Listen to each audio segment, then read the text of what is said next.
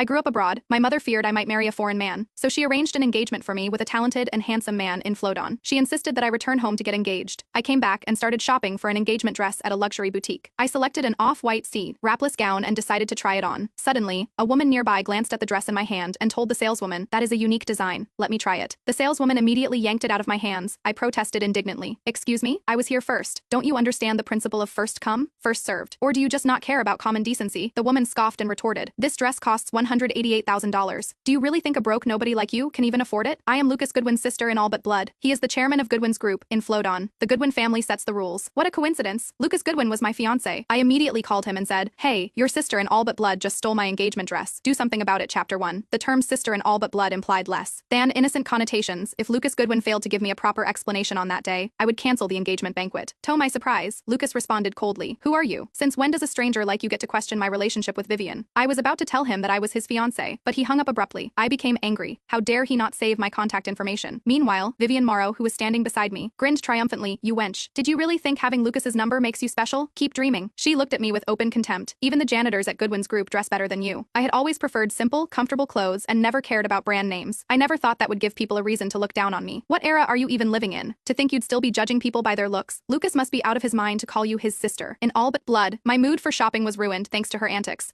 I grabbed the gown and headed straight to the checkout counter. The saleswoman hesitated before saying, "Miss, I am sorry, but we prioritize our members first." Vivian smirked and slammed her shiny gold membership card onto the counter. "Only people who've spent over $1 million get this card. What is a broke loser like you even doing here?" I was not usually one to pick fights, but on that day, Vivian had really crossed a line. I pulled out a black card and handed it to the saleswoman. I suppressed my anger and said, "Sign me up for a membership, then bag the gown." Vivian glared at the saleswoman and threatened, "The Goodwin's own Flodon. If you sell her that gown today, I'll have luck buy this store out tomorrow." The saleswoman shrank back timidly and said, "Miss, I am just an employee. I can't risk offending Goodwin's group." Several onlookers turned to me and offered me advice in whispers. "That is Miss Morrow. I've seen her around. Lucas Goodwin spoils her rotten. You should just let it go. The last time someone crossed her, Goodwin's group drove them into bankruptcy. You may have some money, but it is pocket change compared to Goodwin's group. Just apologize to Miss Morrow now and beg her to spare you." Flattered by their words, Vivian's ego swelled like a balloon. "You wench, get on your knees and say, 'I am a worthless poser and I am sorry. Maybe then I'll consider letting you off the hook.'" Chapter 2. At 26 years of my life, I had never encountered anyone audacious enough to act so arrogantly in front of me. "Pardon, what did you just ask me to say?" "What? Are you deaf? Say I am a worthless poser. I am sorry. Do I need to spell it out for you?" I smirked. "I heard you. Since you are aware that you are a worthless poser, get out of my sight. Don't waste my time." When Vivian finally realized she was being mocked, she flailed her arms and charged at me. It was laughable to see her trying to attack me. I had a black belt in Taekwondo. Did she really think her flimsy punches would scare me? I sent Vivian crashing to the floor with a single kick. She howled in pain. The onlookers stared at me in horror. Oh my gosh, did she just do that to Miss Morrow? Mr. Goodwin is going to tear her to pieces.